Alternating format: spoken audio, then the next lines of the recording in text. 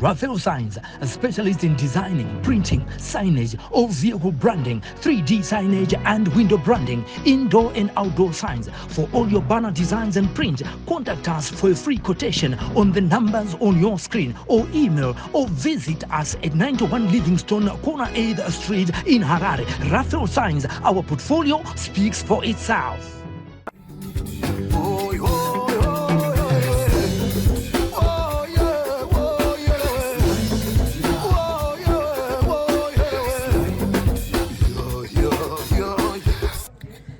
Tinokuchingamidza pano pa Sly Media TV apo patinokupai zvirongwa zvakasiyana-siyana. Rangu zita ndinoitwa Kundai Chitate. Nhasi uno tambobuda takananga kunzvimbo yeGlenora uko kune nyaya yakaitika inotyisa, inokatyamadza, inovhundutsa yemudzimai wechidiki akarasa mwana musaluni yamuri kuona iyoyi iri panapa iyi. Regai tipinde mumba titaure naamai vepamba pano vatitsanangurire kuti chii chakaitika vachizomuka makuseni vachiona mwana akajambwa musaluni iyoyi. Titaure naamai.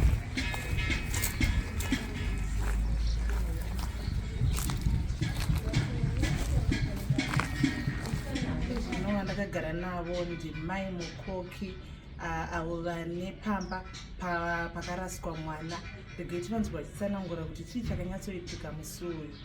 Mama, ungatitsanangure here musi wamaona mwana kuti zvakafamba sei, chii chakaitika? Yeah, it was early morning, musi Monday. Ndanditori mumba ndichiprepara vana vangu for school. And then mukomana muhombe anoenda neschool bus abva abuda ndiyakadzoka achiti mama panzi pane vanhu vakangosara kuita of commission. Pane vanhu vakushedza panzi kubva ndabuda. Ndakati asapeni musaluni mune chi mune mwana. Ndichibva ndaenda vandanodonkora kati kumwana wacho zvakanaka naye. Vanokati saka tikushedza nokuti neighbor like my opposite neighbor ndiye akanga atombondishedzera but ndatsina kumunzwa. Achiti mumwe saluni wenyu mune mwana ari kuchema. And then neighbor next door vakazenge vakushedzera mukoki budai. But ndatsina kuvanzwa izvo pakazobuda mukomana ndopandaona paine vanhu panze mandabuda munoshedza mandabuda mandasikuona vanhu vakawanda panze. Mune mwana tasotora mwana uya tasomudza ungamupeni dressed well smartly akatogeswa you know zvoti ndakatoti apa mamai vachona vari padhuze vangomucheta at that moment. Nekuti ndakatoti asoti kuinge katopfekedzwa magloves inge katonyatsoPfekedzwa juzi zvakanaka vandavhura mukati atori negufu but kuviri kunyatsoratidza kuti amai vangochita sei vachichengeta mwana wavo zvakanaka because maybe devangosingamuchengeteri kana asimewo mwana anobuda asimewo kana ari muchechi. Vanangoti ngatichipindechi nemumba tikatakatashedza vamwe vekuseri kwemarengo doko kuti vauya kuzona because mupurisa vavauya vavasikomuona zvikanzi munenge makutomirira chi polisi. Vandati alright fine tati gare vanhu vangouya vakawanda vanhu ndopakazoti but mukamirira polisi inogona kunonoka zvamunogona kuita imimi since mwana yari mupendi pamunogadzira vana makubuda makwenda unomutakura maenda nechi kupolisi ndopanangogadzirira nevana vangu chibuda naye vanongohaya chekuspanza vatoenda naye kupolisi neneighbor yangu panext door pangu. Alright. Muchiona mwana pamakatanga kunzwa kuti pane mwana ari musaluni menyu hamuna kuvhunduka here? Makanzwa sei panguvayo zvinoona mwana chii chakauya mupfungwa dzenyu? The funny part is that Sunday it was on a Monday. The previous day Sunday I was on my other neighbor's house ichiruka mwana because ndakati handingarukire musaluni it was late panena vanhu vanorukira kumba kwavo. Taitotaura nenyedzi vanhu vanorasa vanhu you very surprised kuti munhu anorasa mwana amuuraya chichichi handiti. And then ndikatoti inini munhu kana akarasa mwana kumba kwangu ndinotomunhonga ndotomuchengeta. That's what I said musi weSunday. So kuchechi futi kwangu kwataurwa nezvekugamuchira that very Sunday chitoti you never know munhu unenge uchientertaina kuti munhu wese unenge watambira pamba pako mumwe anenge ari president mumwe ndiani wamangwana nekuti mujesa uze kufomu yaanouya nayo. So pandakaona mwana zvakamhonditi batei kuti but nepamwe nezvandakataura nezuro zviya ndo zvaita kuti munhu arase mwana. So ndo zvakanyatsondipa effort yakanyatsonyanya kuwanda yekuzadzikisa zvandandataura kuti I really meant it kuti munhu akarasa mwana asina kuuraya ndinomutora. Saka ndakabva ndangotora mwana yabva ndatopinda naye mumba tomupa porridge Makatompa porridge. Ndakatopost anga kuchema stereki. Akatompa porridge. Apa maisatu zoti mwana uyu ndewani. Aiwa tasingasiri. People even started saying kuti pamwe ndiwe murume wenyu kana tsvana venyu chichichi, but it didn't bother me. Kuti wewe unyangwari wemurume wangu mwana hana mhosva. The mother is going to get arrested. Mwana ndosara naye. Saka ndina kumbetwa bothered nazvo. Vatatopinda nemwana mumba, vatatompa chikafu, mvura. Tati kuda kubuda ndopa ndakabva ndazonzwa kuti akunyanya kuchema kati but adya anwa mvura, why is he still crying? Ndotene ndakabva ndamubvisa nepi anga atomesa apa vandatomubvisa nepi rake vatatomchinja tatogonya kutenga mamwe mapambasi because asingana mapambasi tamutenga mamwe mapambasi vatatomupfekedza and then we went out. So zvekuti ndiwe murume wangu hangu, I trust my husband, hazvina kumbondi andaokecha my feelings because my husband and I were transparent, saka hazvina kundifundudza. Saka chananangoda ndechekuti because I was quite sure kuti mapfekedzerwa akaita mwana, the mother should be around. Very nicely, angane chigubhezi chake but chiri chekuratidza kuti munhu anoshaya but mwana achimuda. Kana kumusiya makamusiya macho munhu mekuti makanaka. And why in my house? Because pane sheds. Opposite pane dumpster. Muchazopaona. Zvoti dai da kurasa mwana akamisa kudumpster. But he decided kumuisa pachipamba ende pane vanhu. Vanozoti vanhu vanoita sei vanobuda kuri kuti mwana wakaita sei aimuda. Alright, saka imi makazo mwana mapinda naye mumba mamupa porridge makazofunga akazodoti mufunge kuenda naye kumapolisa chiti. Takaudzwa nepolisi kuti pane imwe neighbor wedu kunoko embosenza polisi ndiye akati munofanira kuenda naye kupolisi. Plus since semwana anga ari muchechi asati adonha guvhu takati hatingaite ma-hours tinaye because you never know, pamwe ambopindwa nechando iwo karamba uinaye mumba something else might happen, anogona azovhara mumakomedi system bomwana ari mupenyu and then you have some explaining to do. Tikati no, we don't want any explanations, let's just rush to the police. Saka takati takutora taxi kubva panapa because police is a bit far from here, but takutora taxi yedu namama vatenda kupolisi. Polisi vakatosvika chitoro the same thing kuti vakatozwa but pavakandibvunza vekutanga hazvina kupinda muvonzi kwemimi mune vakati mwanayi vandati mukomana zvikanzi mimi mune vana here vandati zvikanzi vangani ndikati 5 zvikanzi pane vakomana vangani ndikati 3 vahombe netwasikana 2 tudiki zvikanzi vakomana vakura sei vandati the other one is 23, the other one is 20, the other one is 17. Zvikanzi ko mune murume vandati zvikanzi pavanhu 4 vese vamataura one of them can be the father of it. Vandati no pangu pane shedi pane saloon. That's why munhu yadhamba mwana because kubva kuna mwana kusvika kunamba 10 muraini meduka pamba pangu chete ndo pane shedi. Saka that's why munhu yadhamba zvikanzi totoziita madhiye ndikati no handina hangu pressure. That's why I spend the whole day ndine mwana yedu because I just wanted to make sure kuti mwana apinda ma-right hands, even if kana ari wepamba pangu. I'll go back with the baby. Hacha-adoptwa kana kuendeswa kuhome. Since ari mwana weropa, I'll just bring back the baby. No matter ndiwababa here kana kuti ndewevana vangu. Yes. Alright.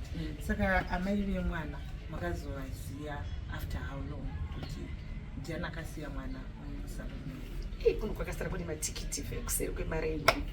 Nokuti in terms andakabuda nemwana it was around 7:20. I think 8 o'clock. What when I made him one year, but I need him when we were going up town. But town. But in any other solutions because I didn't have a phone. I didn't have a phone. And you were phone the police, but police I think it was around 12:01. In Panaka from Harare Hospital, Boss Manaka Nachi. In this social welfare in this go home and find out my medicals since I'm in church to check if there's any problem with the baby to go to market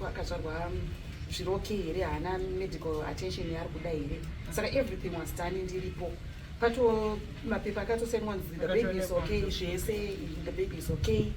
I'm going to home. It was a bit late to my 9 home and if I didn't try phone check up home ainzi mahome say they are full. Saka ivo vekushosha welfare vakati they are not allowed to go with the baby because vanenge vari so pabasa. Saka inini I was the only person who could give the child pekuti amborara for the night and I accepted.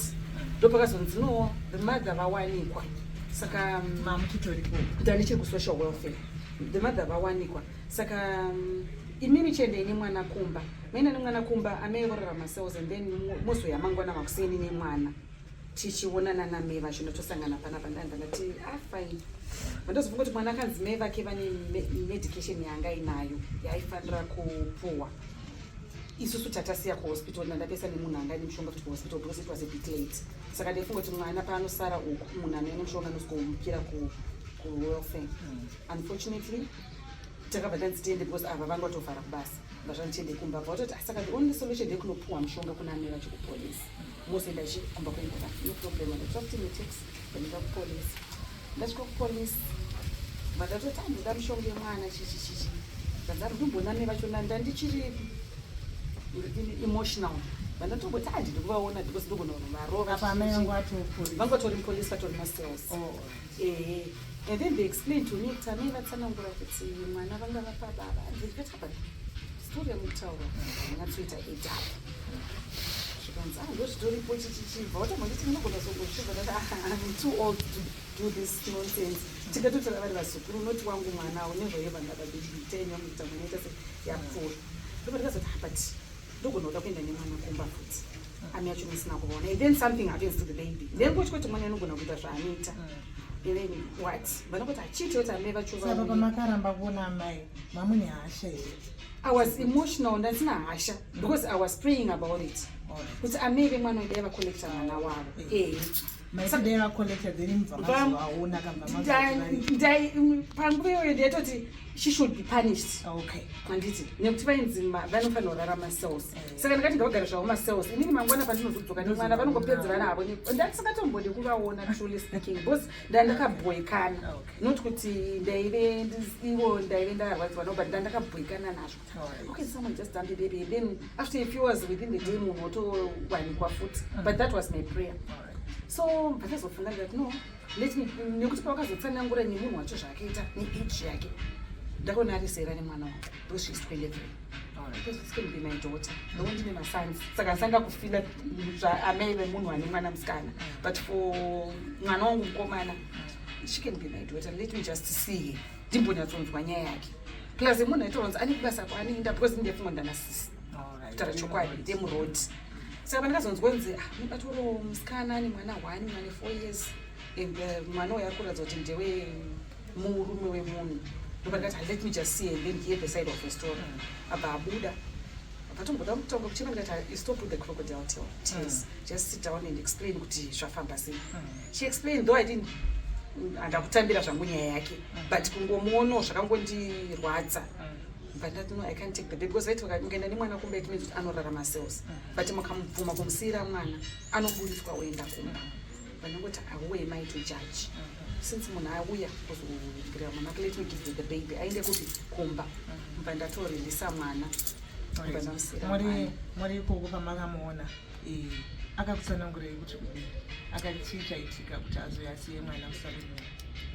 Iye aiti hanzi murume wangu the boyfriend came kumba kwake he knocked and then vabuda panze the father of the baby auya abva anoka kumba abva abuda abva vachitaura hanzi akada kuita like temper kuti ndipe mwana wangu the father. Okay. Hanzi vandati handokukupa mwana sei mwana achiri mudiki. Hanzi but kana mwana ari wangu ndipe mwana.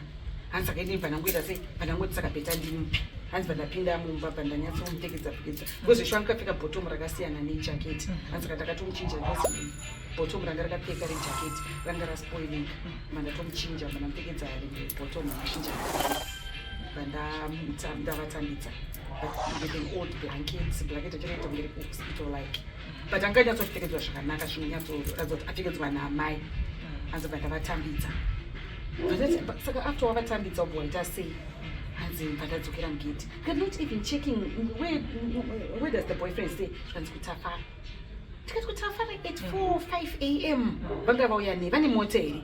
She couldn't say hanzi handina usati wauya nemota here kana kuti chii but munhu ane mota kaunongoti vane motikati asandozoti wauya nemota but akati handazoti vauya nei. Ndibva ndati but netime dzawasiya mwana bosi tenant yangu panapa anobuda ma5:30 akanzwa mwana Achichema musaloni kureva kuti mwana yanga atoma kudhara mba plus haana kumuona kureva kuti pamwe paakabuda achienda kana iye ari akarasa mwana akatozvona kuti mwana haasi kuoneka ndofunga kakamisa like pane chinenge chishedi chekuti haoneke cheferandi abva amupushidzira kuisa nechekudhoo like saka pakazobuda muopposite neighbor yangu ndo pakanzwa kuchema mwana saka time yakabuda achida kuti mwana uchari kuchema kupi because pano panena hapana mwana mucheche ndofunga ndo pakabva asomuona manje because anga ndichikadho ndo pakashiedzera kuti musaloni mune shipimba so nekuti murume anogara kutafara how did you know kuti kubva kuseri kwemari yangu kwedu third line from here kune kunoita kuti ndinoisa mwana pane shade and stuff zvikanzi handizivi ndikati why didn't you shout iwo handiti wangosina mwana tainanga chikutitora mwana wascreama or kushauta or something because pamareni penyu pane maactivities kwasiyana nekuno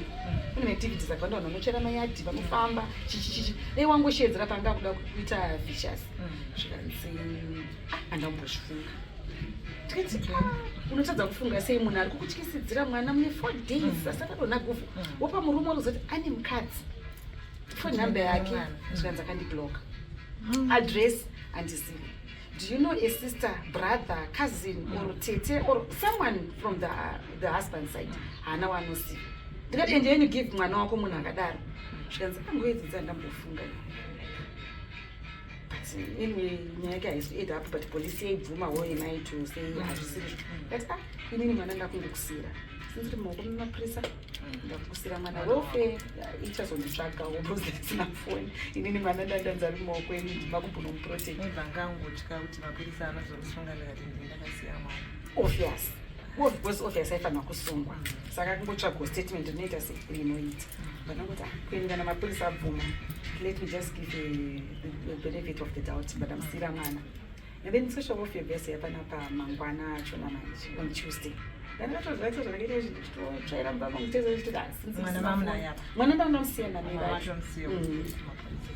social welfare bva vauya nimukokita auya kuti manoseti kuzotora mwana ndati didn't you communicate with the police zvikanzi kucommunicate uchingati kuti ndakavapa mwana they said I should leave the baby with the mother okay they do such a thing yati ndakangoonwa zvirife kuti ndisiye mwana sisine vake vanga vapo ndakangoita compassionate yokuti munhu angarari macells plus vati hazvisi pamutemo kuti mwana anamai vake aregedze kubreastfeed mbanangotekedza ndiita sei ndisiye mwana anzi let's go to the police tese tononzwa nyaya police kuti mine ndimune mwana atendo police takasvika apo kambirwa kutora mota hapana akabvuma kuti mwana asare kuti apo hamai vachona she was supposed to take the baby ndati no inini ndakafila for the lady kasi ndakasiya chimwana saka but the mother mukavatsvaga right now kana vari vakaenda kumba she will come. She's a very nice person. She's very nice. Very nice. Aumbofa wakafungira kuti munhu angeiti zvakadaro pakati asakana ndikati anouya saka iye achizonzwa kuti mwana wako awanikwa kuraindira kuseruko anzi akareakta sei andingatori kutown. She was on the phone. People were phoning her. Akatoti ndine mwana. When they asked her kuti mwana wako ari kupi akatoti ndinaye akanzi chimutswinya abvati pandiri apaite zvikanzi apana pasingetotswinya mwana apa handizive zvimwe zvaakataura bhozi handizonyanya kutaura navanhu vakataura navo straight but aiedza kuti ndine mwana zvikanzi no kana iwe nemwana bhozi ndine mwana wako kunoko chiuya kupolisi newako mwana kana kuti mapurisa achakutora kwauri ikoko iwe chiuya newako mwana kupi kupolisi ndo pakabva zoti aiwa mwana wangu atorwa nadhiti rake saka nachifungo achiri nadhiti rake ati maona ndokuunyuka kwakaza saka ndizoti vakazosvika kupolisi statement yangati ndikira kudhara here kana kuti chii saka musikana uyu maisatomboziyana handitombomuzii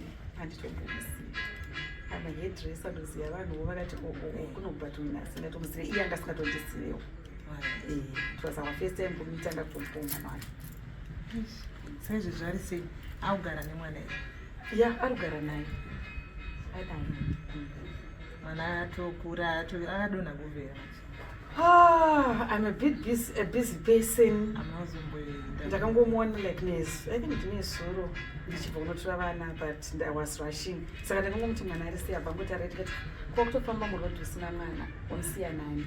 Inini she said amusiyana tete neighbor yangu next to me akandovasara naye kati how can you just trust vanhu kungosara nemwana wako chichi ndakautombomuisa pa3D kuti mubvunza akangoti no ndikungomhanya paseri apa ndikati but hazvisi advisable kana une mwana muchecheka uda kumbogara pasi uchichengeta mwana ndo zvandakangomita saka ari kutongondiputa off because anenge munhu asinyatsorinzwa nemwana nakebati ndazomuchiti ane mumwe mwana atone mwana ne 4 years. So I hate mama chana mbomona shangu, but I hate the mother came to take the other baby, the other